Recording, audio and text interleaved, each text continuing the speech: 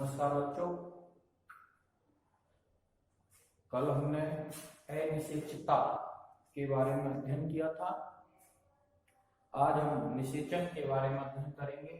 अध्याय 3 का ही टॉपिक है निषेचन, फर्टिलाइजेशन।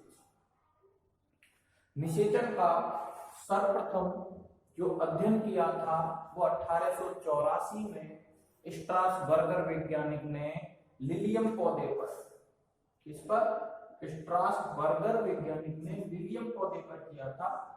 निषेचन की क्रिया होती क्या है हम जानते हैं। परागकणों के अंदर नर युग्मक बनते हैं और स्त्री केसर के अंदर जो अंडाशय होता है उसके अंदर बीजांड पाया जाता है। उस बीजांड में मादा युग्मक होते हैं।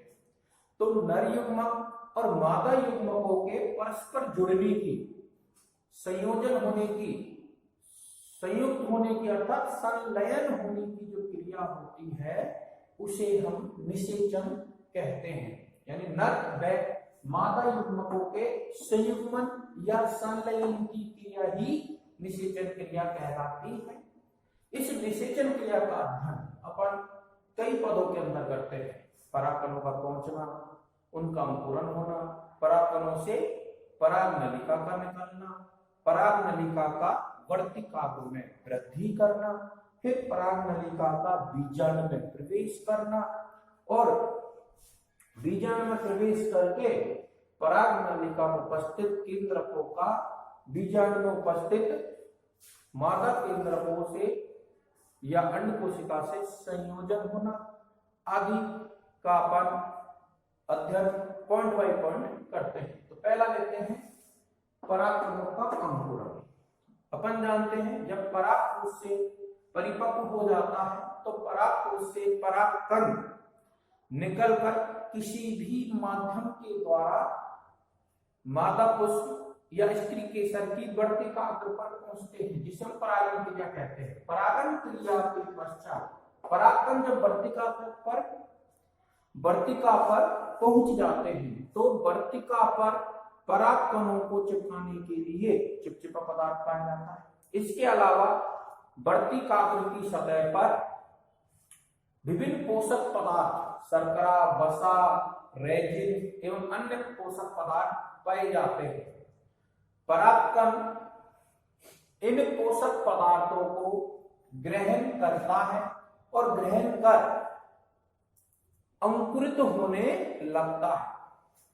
तो परागकणों का वर्तिका पर पहुंचने के बाद अंकुरन में जो समय लगता है वह समय अंकुरन काल कहलाता है। क्या कहलाता है? अंकुरन काल। वर्तिका पर पहुंच गए, वहां से पोषक पदार्थ ग्रहण किए और जनन छिद्र से पराग नलिका निकलेगी तो वो अंकुरन कहलाता है। तो उसको होने में कितना समय लगा वह समय ही अंकुरन काल कहलाता है।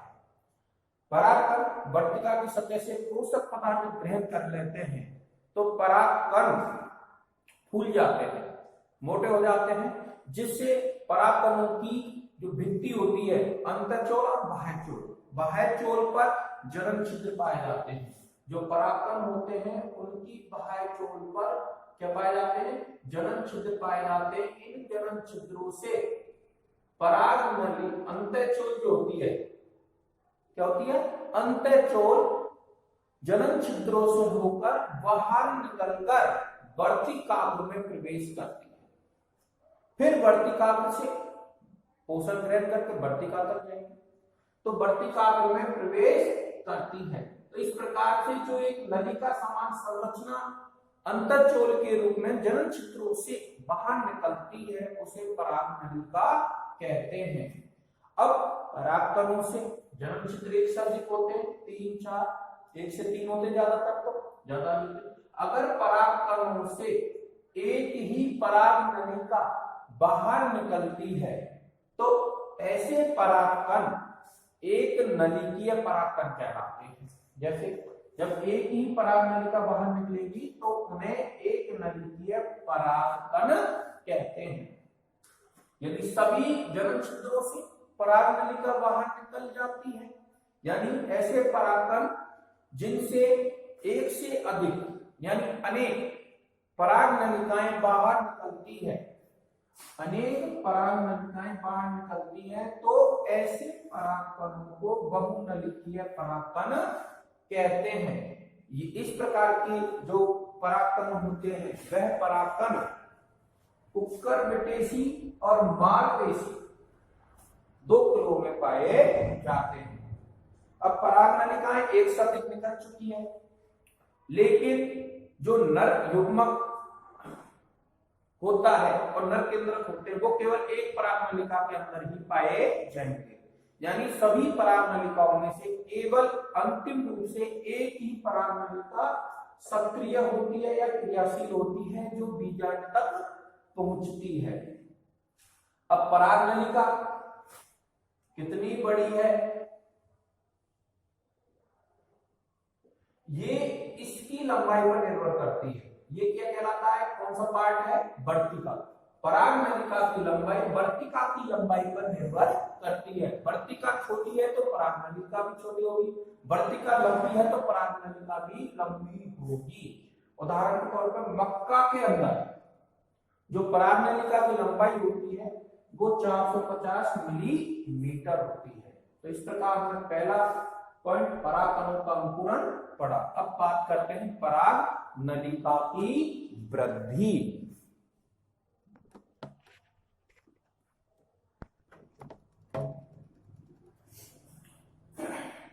तो हमने बात की थी अभी पहले पॉइंट के अंदर कि परागकणों का अंकुरण किस प्रकार होता है, उस पराग नलिका निकलती है।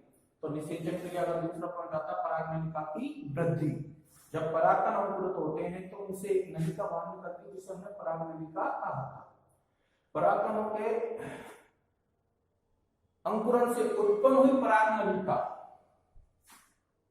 का प्रवेश अंडाशय की ओर जो वर्तिका होती है, ये वर्तिका, इस वर्तिका की अंदर वाली संरचना, आंतरिक संरचना पर निर्भर करती है कि वर्तिका की आंतरिक संरचना का इसमें ऊतक किस प्रकार से व्यवस्थित है। अधिकांश पौधों के अंदर जो वर्तिका होती है वह बंद और ठोस प्रकार की होती है, अर्थात ऊतक बहुत घनिष्ठ रूप से, सघन रूप से उपस्थित होते हैं। अब ये ऊतक जब घनिष्ठ रूप से उपस्थित है तो पराग नलिका को वृद्धि करने में कठिनाई होती है, आगे बढ़ने में बाधा उत्पन्न होती है। अतः पराग नलिका की वृद्धि के लिए वर्तिका के अंदर ऊतकों के मध्य मार्ग बनाने के लिए या इन ऊतकों को पिघलाने के लिए, घुलने के लिए एंजाइम पाया जाता है जिसे पैक्टिनेज एंजाइम कहते हैं। यह पैक्टिनेज एंजाइम वर्तिका के ऊतकों को घोलने का कार्य करता है, उन्हें विघटित करने का कार्य करता है, नष्ट करने का कार्य करता है, जिससे पराग नलिका के केंद्रीय भाग में, आंतरिक भाग में एक मार्ग बनता हुआ चला जाता है और पराग नलिका इसी मार्ग से होते हुए अंडाशय की ओर वृद्धि करती है। पराग नलिका सदैव अंडाशय की ओर ही वृद्धि करेगी क्योंकि वर्तिका, अंडाशय और बीजाणु में विशेष प्रकार के रसायन पाए जाते हैं। ये रसायन जो पराग नलिका होती है उस पराग नलिका की वृद्धि को प्रेरित करने का कार्य करते हैं ताकि वह बीजाणु की ओर उपस्थित भ्रूण में ही प्रवेश करे। अतः ये कारक जो होते हैं उन्हें रसायनोवर्ती कारक कहते हैं जो पराग नलिका की वृद्धि को बीजाणु की ओर प्रेरित करते हैं। इस प्रकार जो पराग नलिका होती है वह पराग नलिका सदैव एक ही दिशा में, ऊपर नीचे नहीं, सदैव बीजांड की ओर अर्थात अंडाशय की ओर ही वृद्धि करती है तथा रसायनों के द्वारा प्रेरित रहती है, इसलिए रसायनोवर्ती प्रकार की होती है। लेकिन कुछ पादपों में जो वर्तिका होती है उनकी संरचना भिन्न भिन्न प्रकार की होती है, जैसे लिलियम और राइवेसी पौधे जो होते हैं उनमें जो वर्तिका होती है वो खोखली होती है। खोखली होती है, अंदर से खाली है तो आसानी से पराग नलिका उनमें प्रवेश कर जाती है। इसी प्रकार ओइनोथोरा, पिटोनिया जैसे बहुत सारे पौधे हैं, उन पौधों में जो पराग नलिका होती है उस पराग नलिका की कोशिकाओं के मध्य अंतरकोशिकीय स्थान पाए जाते हैं। जो कोशिकाएं होती है परागनलिका की, उनके मध्य अंतरकोशिकीय स्थान पाए जाते हैं। तो परागनलिका जो होती है इन अंतरकोशिकीय स्थानों से वर्तिका की कोशिकाओं के मध्य उपस्थित जो गैप होता है, खाली जगह होती है, उस खाली जगह से ही होती हुई परागनलिका बीजांड की ओर प्रवेश करती है, जैसे ओइनोथोरा और पिटोनिया में।